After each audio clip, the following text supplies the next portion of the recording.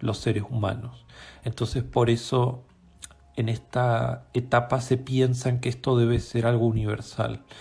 Pero bueno, entonces tienen que desarrollarse por eso edificios, personas, personal que se dedique a esto. Hay que y un seguimiento estadístico de si se cumple o no con el plan. Entonces lleva todo un desarrollo logístico eso. Y que la gente se acostumbre a que eso sea algo normal, algo importante de hacer, con publicidades. Entonces, porque esta es la época además del siglo XX en que surgen los diarios, surge la radio, eventualmente surge la televisión, empieza a haber una cultura de masas. Eso no existía antes. Y eventualmente se llega a dar una descentralización del hospital y del médico, porque empiezan a haber otros funcionarios intermedios, como los enfermeros profesionales o otros empleados, por llamarlo de alguna manera, o funcionarios de la salud que no necesariamente son médicos, que puede ser, digamos, el psicólogo, el trabajador social, eh, incluso abogados, toda una serie de profesionales que no necesariamente son médicos y que igual empiezan a trabajar en el sistema de salud. Y me permiten no necesariamente necesitar a un médico en la afección que yo tenga. Y también que empiezan a surgir salas como las que tenemos en esta ciudad que descentralizan al hospital. Que si yo tengo una emergencia bastante simple, puedo ir a la sala y no tengo que desplazarme, o tal vez el hospital me queda demasiado lejos, o tengo que esperar demasiado. Y además los hospitales con el tiempo también empieza a constatarse que el hospital a veces es generador de enfermedades, porque al ser un edificio tan grande y estar tan poblado de gente, empieza a darse esto del hacinamiento, de que la enfermedad se concentra ahí. Y eso es algo que también se va descubriendo. Y por eso la necesidad de descentralizar, de que haya otras oficinas, que haya consultorios externos, vieron que se llama, eh, de no concentrar todo en un mismo espacio, porque eso no es bueno para la salud. Y un poco lo que les decía, durante el siglo XX, este contraste entre las políticas de los países socialistas y los países capitalistas en materia de salud. Que los países socialistas van a estar concentrados desde un principio en un acceso igualitario a la salud,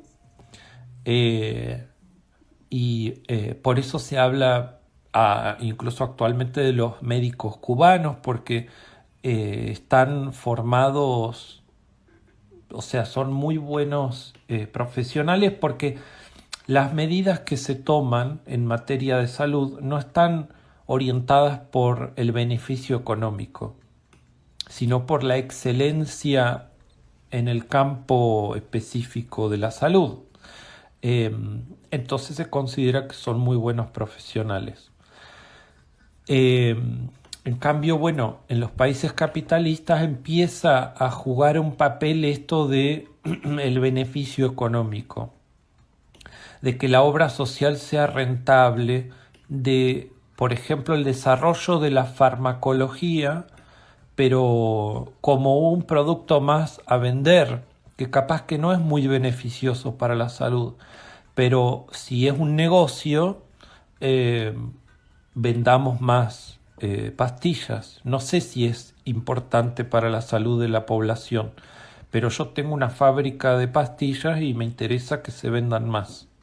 ¿Sí? Esto es algo que no sucede en los países socialistas. vamos a ver que con el neoliberalismo se restringe esta universalidad del acceso a la salud, sobre todo porque va a haber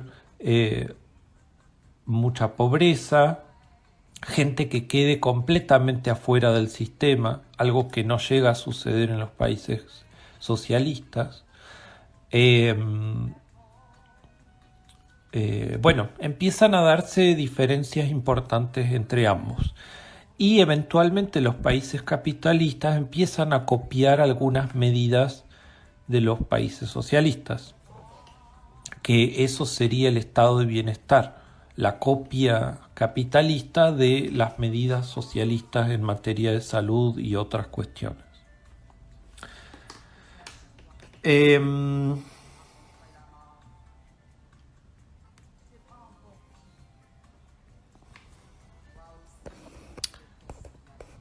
A ver, porque, claro, antes, bueno, no, que se empieza a cortar y es porque no está agarrando muy bien la señal. No sé de qué depende, la verdad.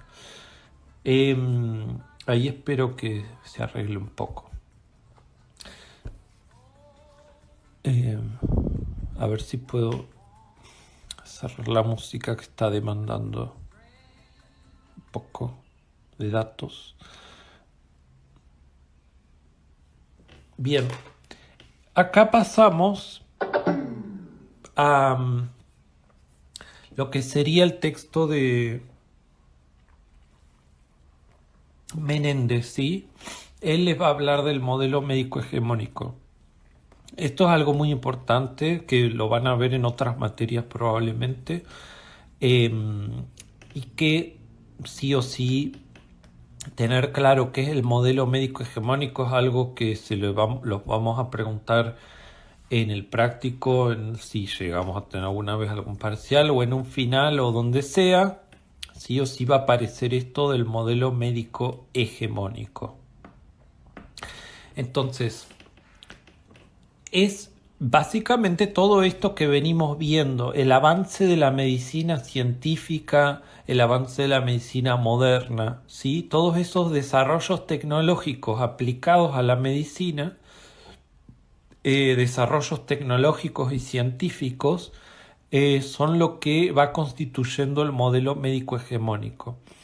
También es la influencia creciente de los médicos en decisiones políticas, como les decía, que eso se ve bastante ahora. ¿Qué más? El desarrollo de un sistema de salud en casi todos los países, cosa que antes no existía. Esto del acceso universal a la salud para toda la población va a estar coordinado por un modelo médico hegemónico, que va a tener algunas cosas, por supuesto que buenas, y va a tener ciertas cosas que son un poco malas, ¿sí? Entonces, por supuesto que va a ser científico, esa es su característica distintiva de este modelo médico hegemónico. Hegemónico también puede ser un sinónimo de dominante, porque puede haber otros modelos médicos relacionados con la salud, de cómo interpretamos y aplicamos ciertas prácticas relacionadas con la salud que no van a pertenecer a este modelo médico hegemónico. Eso lo van a ver en el texto de Menéndez. Pero este modelo es definitivamente científico, no tiene nada que ver con la religión, ni con el espiritismo, ni con nada de esas cuestiones esotéricas o metafísicas, sino que es empírico. Se desarrolla a partir de la investigación empírica de una comunidad científica que va produciendo avances confirmados por toda la comunidad. No es porque a alguien se le ocurre que este virus funciona así, sino que hay un consenso de toda la comunidad científica y entonces eso nos permite avanzar. A través de pruebas y errores, experimentos que se hacen acá, en la China, en España, en todos lados. Es fundamentalmente biologicista, esto era algo con lo que yo les empezamos la clase, que el modelo médico hegemónico presta especial atención a lo biológico, a interpretar al ser humano como un ente biológico, con sistemas, con órganos, con células, ¿sí? Incluso moléculas, porque la química y la farmacología van a prestar muchísima atención a lo molecular y cómo lo molecular afecta a esas células, a esos órganos, a esos sistemas que tiene la anatomía. Pero entonces va a dejar de lado la cuestión mental, por ejemplo, o la relación mente-cuerpo, y va a dejar de lado la cuestión social, de que nuestro ser, lo que nosotros somos, también está influenciado por el contexto en el que desarrollamos nuestra vida. Todo eso el modelo médico hegemónico un poco que lo deja de lado, sino que va a ir directo a lo biológico, porque es lo más tangible y a lo que se le puede aplicar este método científico. Entonces, todo lo demás que constituye una realidad humana le va a quedar un poco fuera de lado. Entonces, como yo también les anticipaba, también va a ser muy individualizante. Va a tratar a las personas una por una. Se va a perder de vista que la gente tal vez pertenezca a una comunidad y entonces va a tratar a uno por uno. Esto se ve, hay un documental en Netflix, me parece, sobre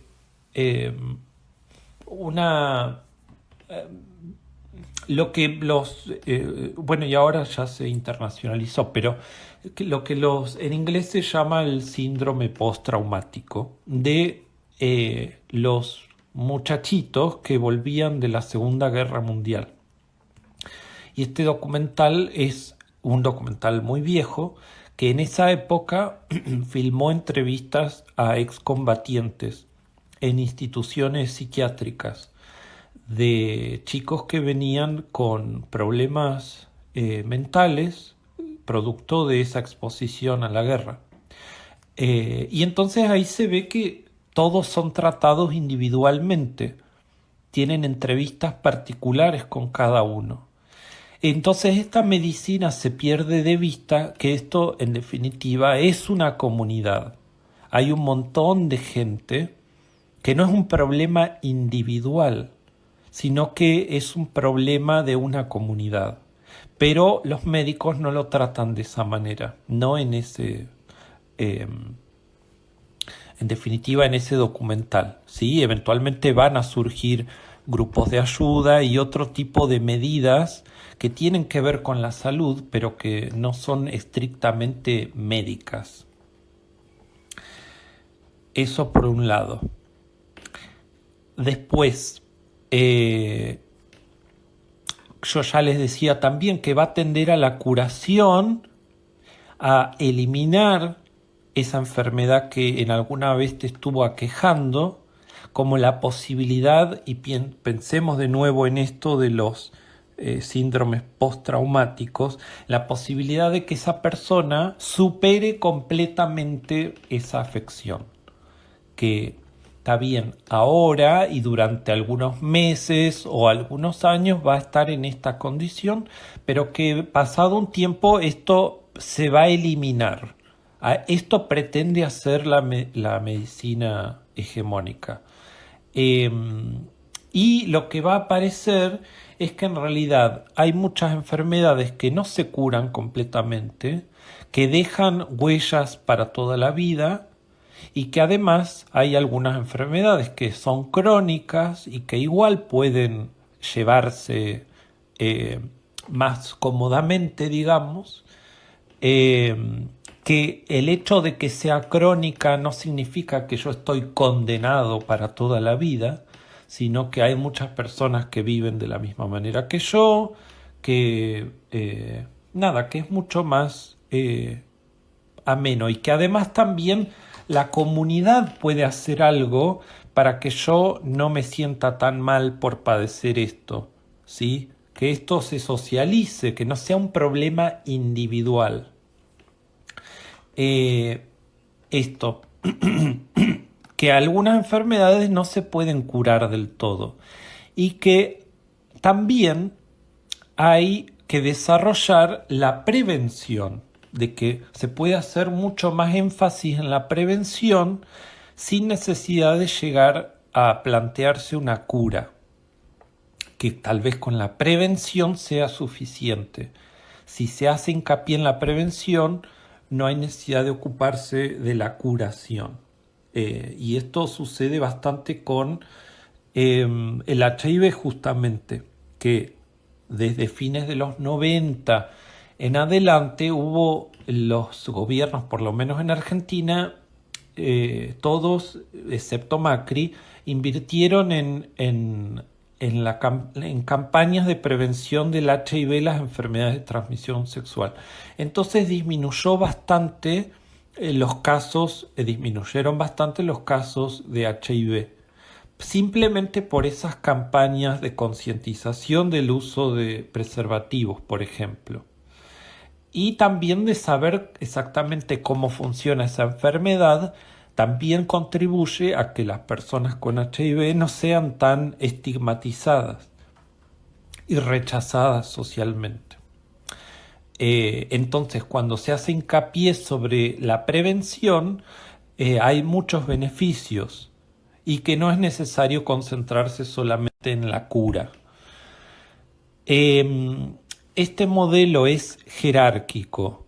Eso quiere decir que dentro de ese sistema de salud se establece muy fuerte quiénes están arriba y quiénes están abajo, donde obviamente el médico es la autoridad sacrosanta, el que tiene la última palabra. Entonces muchas veces los pacientes van al médico y le tienen miedo a lo que el médico dice, pero le tienen miedo como a un dios, al que yo no le puedo decir nada, al que no le puedo discutir nada, que simplemente escucho lo que me dice.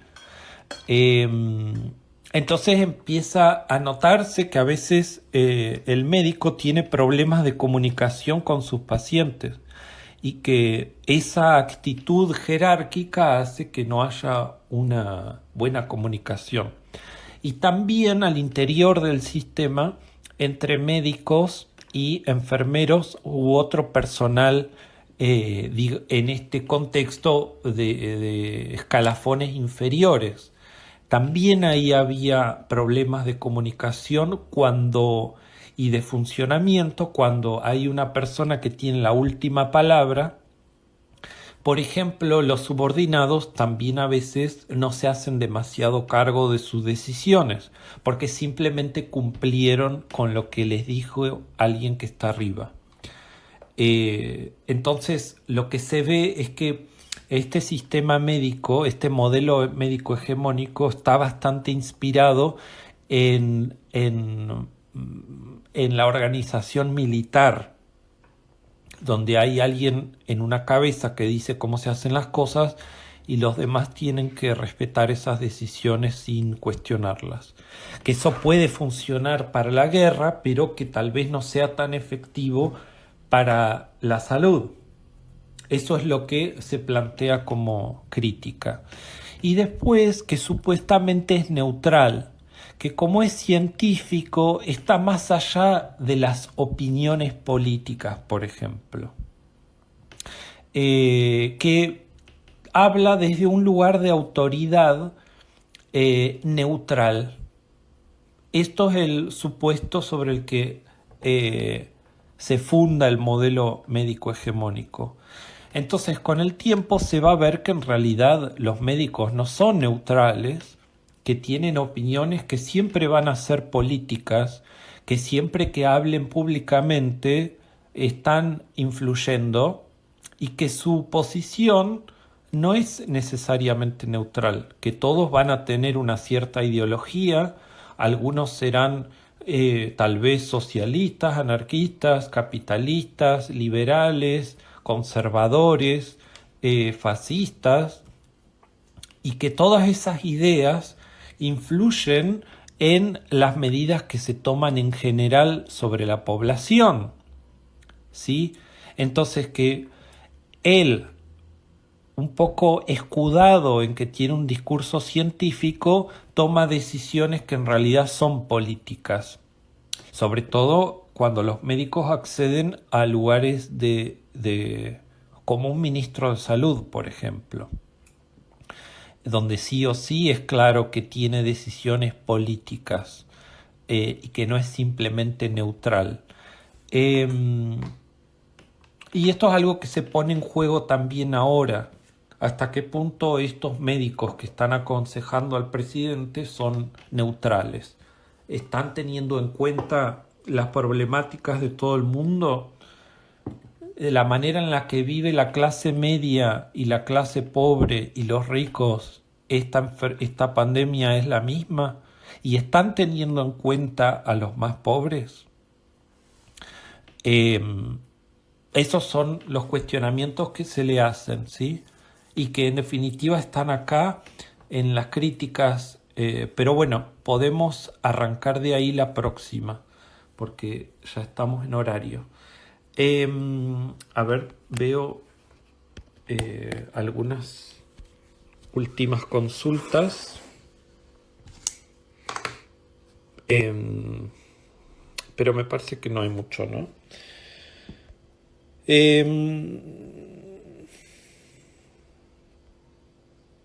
Bien. El documental, no me acuerdo cómo se llama. Es muy interesante y no es muy largo, además, porque debe durar 40 minutos. Es cortito. Además que tampoco sé si todavía está en Netflix. Después les busco y les aviso cuál es. Es muy interesante. Porque además es como poder ver cómo está además organizado un espacio, básicamente un hospital psiquiátrico en Estados Unidos a fines de los años 40.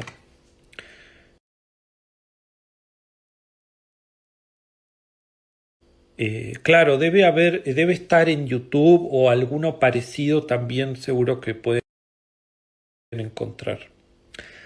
Bueno, hasta ahí llegamos. Entonces, lo que vimos hasta ahora son algunas ideas que van a aparecer en Maciones y Plummer, en donde tienen esto del eh, los determinantes sociales, no, los aspectos sociales de la.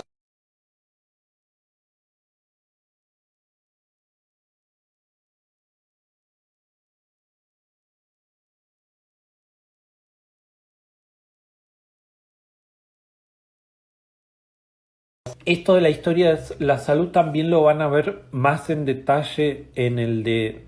eh, Nunca puedo pronunciar bien ese apellido, pero que son dos autoras, Sherlitz, algo así, en ese texto.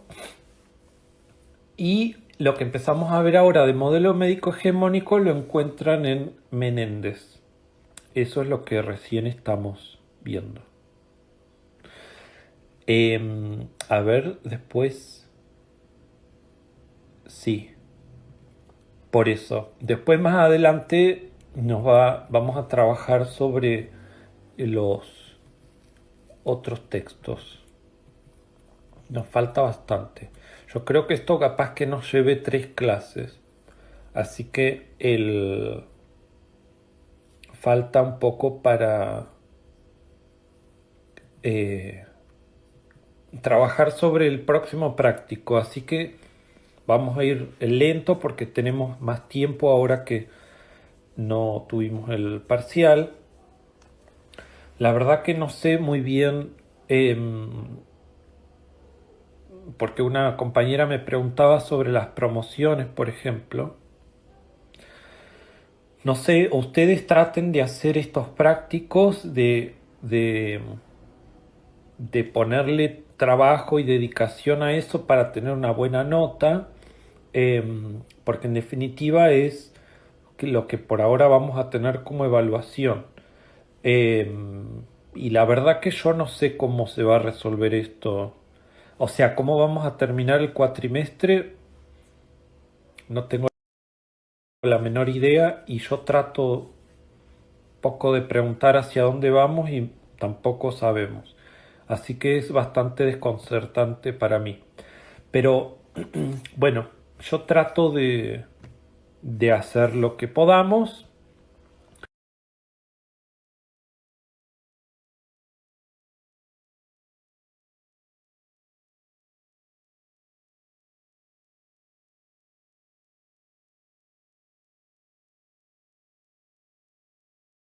Bueno, y después veremos. Eh, Falta, todavía no subimos las del práctico 2 siquiera, así que todavía hay tiempo. Por eso les digo, no nos acosen preguntándonos cuándo vamos a corregir los prácticos porque no hay apuro. Ahora que no hay parciales, la verdad que no hay apuro con que ustedes tengan la devolución rápido, la verdad. Y el práctico lo voy a subir cuando lo suba, más adelante. Pero no se preocupen, cuando lo suba se los voy a avisar. Pero falta. Recién lo que les quise decir es que este miércoles seguiremos con otra parte del teórico y el lunes próximo yo creo que vamos a seguir con teórico. O sea que es probable que el otro miércoles empecemos con el práctico recién. Bueno, gracias a ustedes por estar acá. Espero que alguien lo haya grabado, si no, esto va a quedar guardado por 24 horas, avísenle a los compañeros, y el que tenga espacio en el teléfono y buena internet lo graba. Eh, sí, no creo que se puedan ver las historias en la computadora, me parece que es algo del teléfono nomás. Bueno, así que nos vemos el miércoles a las 2, como siempre.